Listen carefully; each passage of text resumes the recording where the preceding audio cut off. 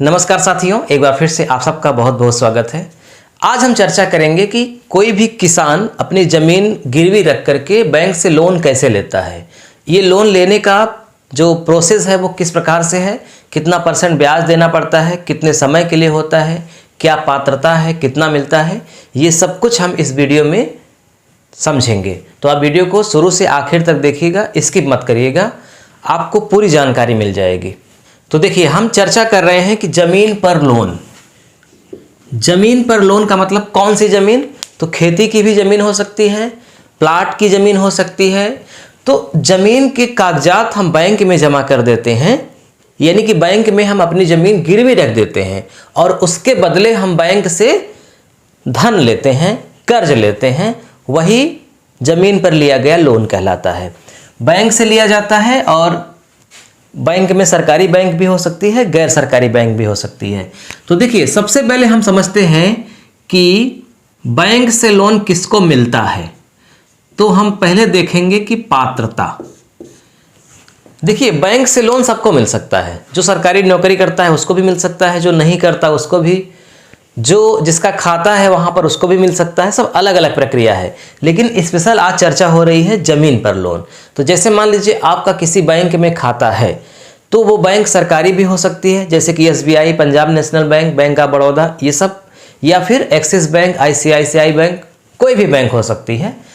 आप उसमें लोन लेने जाएंगे तो आपकी पात्रता क्या होगी, ये अलग अलग है हर जगह, लेकिन सामान्यतः 24 वर्ष उम्र होनी चाहिए, 24 वर्ष से अधिक और 64 वर्ष से कम। यानी 24 वर्ष से लेकर के 64 वर्ष के बीच के व्यक्ति अगर उनके नाम से ज़मीन है, यानी उनके नाम से खतौनी है, तो वो जा करके बैंक से लोन ले सकते हैं। डॉक्यूमेंट क्या क्या लगता है? तो ये बहुत सरल प्रक्रिया है। डॉक्यूमेंट्स में मान लीजिए आपका आधार कार्ड लगेगा। आधार कार्ड अब हर जगह लगता है, तो आधार कार्ड और पासपोर्ट साइज की फ़ोटो, इसके साथ ज़मीन का कागजात जैसे कि खतौनी, रजिस्ट्री का कागज, जैसे अभी आपने रजिस्ट्री करवाई है हाल में ही और उस ज़मीन पर आप लोन लेना चाहते हैं, तो रजिस्ट्री का कागज, खतौनी, फोटो, आधार कार्ड और इसके साथ कोई पहचान पत्र, निवास प्रमाण पत्र, जो भी मांगे, लेकिन मुख्य रूप से इतना ही लगता है। तो 24 वर्ष से 64 वर्ष के बीच उम्र होनी चाहिए और ये डॉक्यूमेंट्स होना चाहिए, उसके बाद आपको लोन मिल सकता है। अब महत्वपूर्ण प्रश्न ये है कि कितना लोन मिलता है, यानी कि बैंक से जब हम लोन लेंगे तो कितना हमें लोन प्राप्त होगा।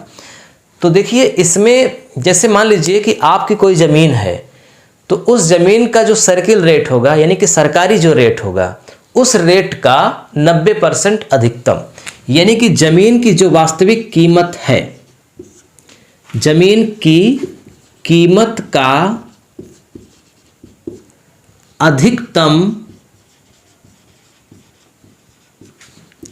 90% तक।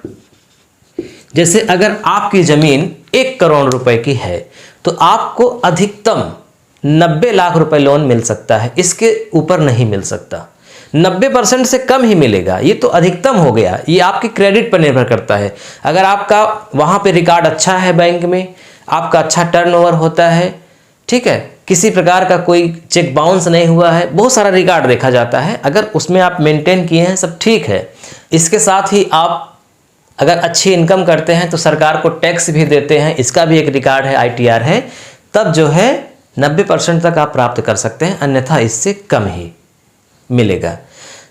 अब देखिए, कुछ लोग ये कहते हैं कि लोन लेना कोई अच्छी बात नहीं है। ठीक है, लोन लेना हर समय अच्छी बात नहीं है, लेकिन जब हमें ये महसूस हो कि हम अगर लोन ले करके जो काम करने जा रहे हैं, अगर उसमें हमारा ज़्यादा फ़ायदा है, जो लोन की ब्याज है वो बहुत कम है लेकिन हमारा फ़ायदा बहुत ज़्यादा है, तो मैं समझता हूँ कि ऐसे सिचुएशन में लोन लेना कोई मूर्खता का कार्य नहीं बल्कि बुद्धिमानी का कार्य है।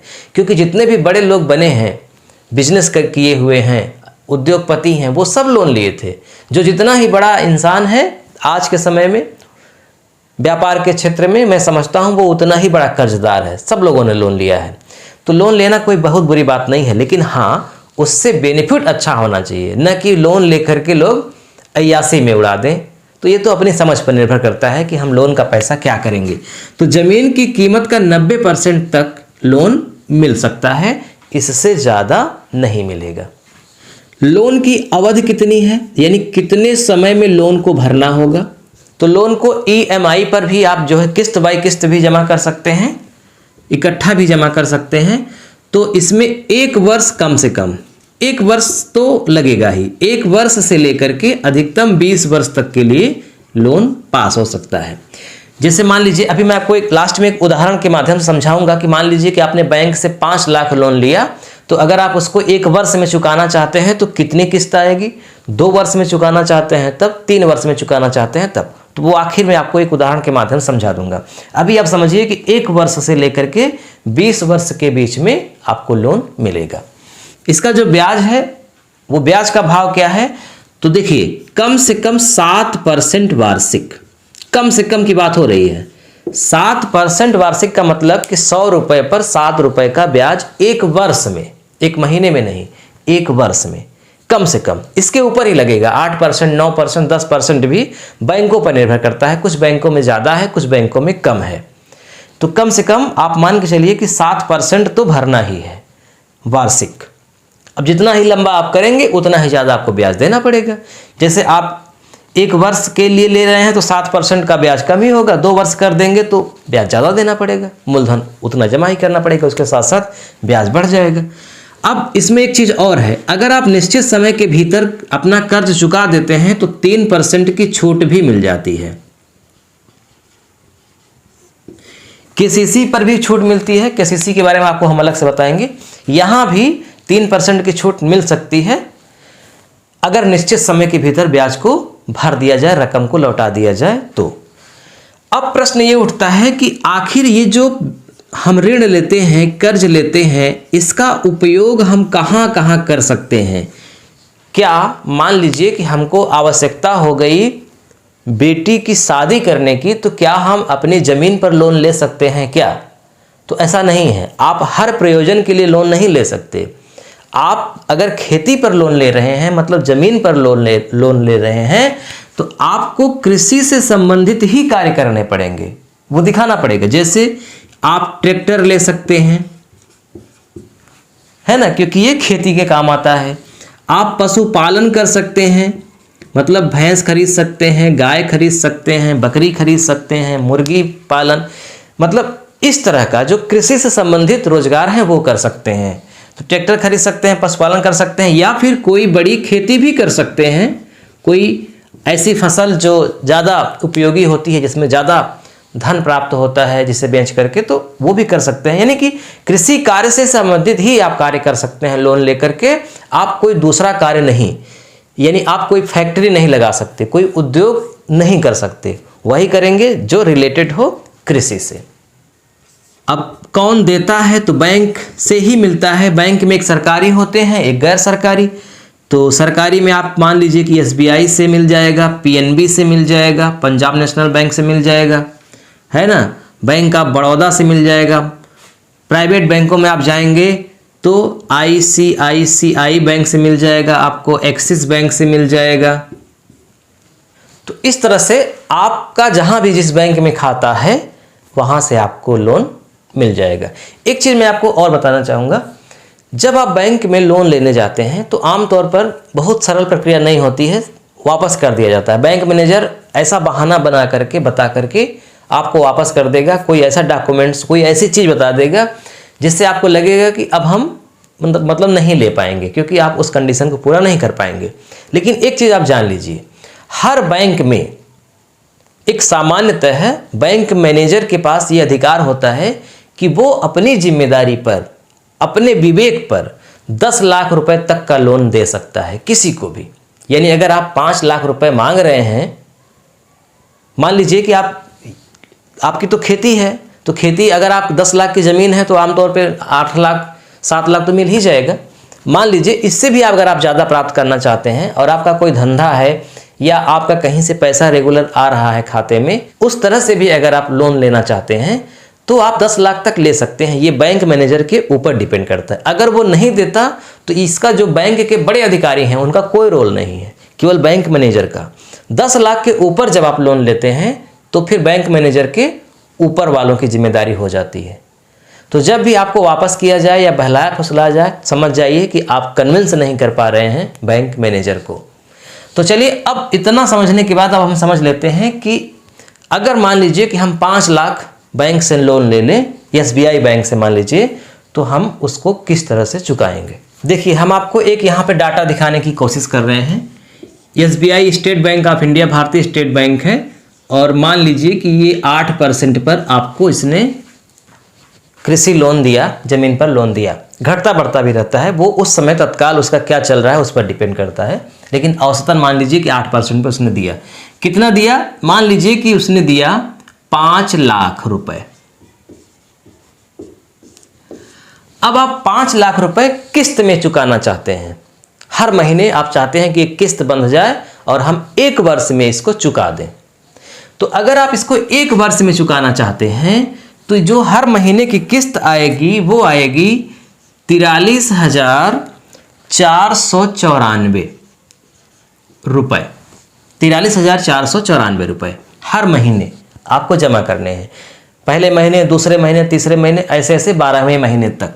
तो जब ऐसे ऐसे 12वें महीने तक आप जमा करेंगे तो ये पूरा 1 वर्ष में जो आएगा मिश्र धन आपका निकल करके, यानी कि मूलधन और ब्याज जोड़ करके वो आएगा 5,21,928। 5,21,928 रुपए। यानी कितना ज़्यादा जमा हुआ, यानी कि ब्याज कितना आपको देना पड़ा, तो 21,928 रुपए आपको ब्याज देना पड़ा। अब मान लीजिए कि आप चाहते हैं कि 1 वर्ष हमारे लिए कम समय है, हमको 2 वर्ष का समय दिया जाए, हम इस कीमत को 2 वर्ष में चुकाएंगे। तो ये जो मंथली जो किस्त है, इंस्टॉलमेंट है, वो कम हो जाएगी। वो कितनी हो जाएगी? 22,613। 22,613 रुपए हर महीने, पर मंथ जमा करने हैं। कितने मंथ जमा करने हैं? तो 24 महीने। यहां कितने महीने जमा करने थे? 12 महीने। यहां जमा करने हैं 24 महीने, 2 वर्ष। तो जब आप 2 वर्ष जमा करेंगे 22,613 रुपए, तो ये आपका आएगा 2 वर्ष के बाद 5,42,712। 5,42,712 रुपए। तो यहाँ पे कितना ज़्यादा जमा करना पड़ा? 42,712 रुपए ब्याज देना पड़ा। 1 वर्ष में ब्याज देना पड़ा 21,000, यानी लगभग 22,000। 2 वर्ष में ब्याज देना पड़ा लगभग 43,000, मतलब 42,500 से ज़्यादा। समय बढ़ गया तो ब्याज तो बढ़ेगा ही। अब मान लीजिए कि आप इसे 3 वर्ष में चुकाना चाहते हैं, यानी कि 36 महीने में, तो ये पर मंथ आएगा 15,668। 15,668 रुपए हर महीने जमा करने हैं, 36 महीने जमा करने हैं। टोटल जमा होगा 5,64,48। 5,64,048 रुपए। यहाँ कितना ब्याज जमा करना पड़ा? 64,048 रुपए। तो देखा आपने कि 5 लाख आपने बैंक से लोन लिया, 1 वर्ष में अगर आप चुकाए तो 21,928, 2 वर्ष में चुकाए तो 42,712, 3 वर्ष में चुकाए तो 64,048 रुपये ज़्यादा देना पड़ा। तो जितना ही अब मान लीजिए आप 4 वर्ष कर देते हैं, 5 वर्ष, 6 वर्ष और किस्त बाई करते हैं, तो जैसे ही ज़्यादा करेंगे ये ब्याज आपको ज़्यादा देना पड़ेगा, लेकिन ब्याज देना पड़ेगा, किस्त आपकी मंथली वाली कम लगेगी। यही रेशियो आगे भी होगा। 8 लाख लेंगे, 10 लाख लेंगे, 20 लाख लेंगे, तो जैसे जैसे आपका कर्ज बढ़ेगा, यानी कि 5 लाख से 10 लाख होगा, वैसे इसका इंटरेस्ट भी बढ़ जाएगा। 8% से वो थोड़ा सा और बढ़ा सकते हैं। जैसे जैसे बढ़ेगा कीमत, वैसे वैसे इंटरेस्ट भी बढ़ेगा और फिर उसके साथ ब्याज भी बढ़ेगा।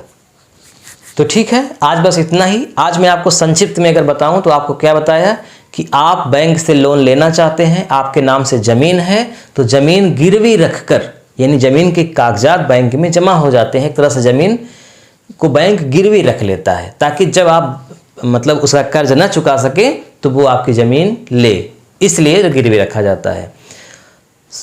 1 वर्ष से लेकर के 20 वर्ष तक के लिए वो आपको ब्याज देगा। आप किस्तवाई भी जमा कर सकते हैं, इकट्ठा भी जमा कर सकते हैं। निश्चित समय के भीतर जमा करने पर आपको 3% का छूट भी मिल सकता है। और जो आप कर्ज लेंगे उसको आप कृषि से संबंधित ही कार्यों में उपयोग कर सकते हैं, जैसे कि ट्रैक्टर खरीद सकते हैं, थ्रेशर खरीद सकते हैं, बीज की दुकान खोल सकते हैं, है ना, पशुपालन कर सकते हैं, ये सब काम आप कर सकते हैं। तो ठीक है, आज बस इतना ही। वीडियो कैसा लगा जरूर कमेंट करिएगा, अपने सुझाव दीजिएगा, और इस टॉपिक से संबंधित और आप क्या जानना चाहते हैं वो भी कमेंट करिएगा। मैं उस पर वीडियो बनाऊंगा, आपको विस्तार से समझाऊंगा। ठीक है, वीडियो देखने के लिए बहुत बहुत धन्यवाद। मिलते हैं नेक्स्ट वीडियो में, तब तक के लिए नमस्कार।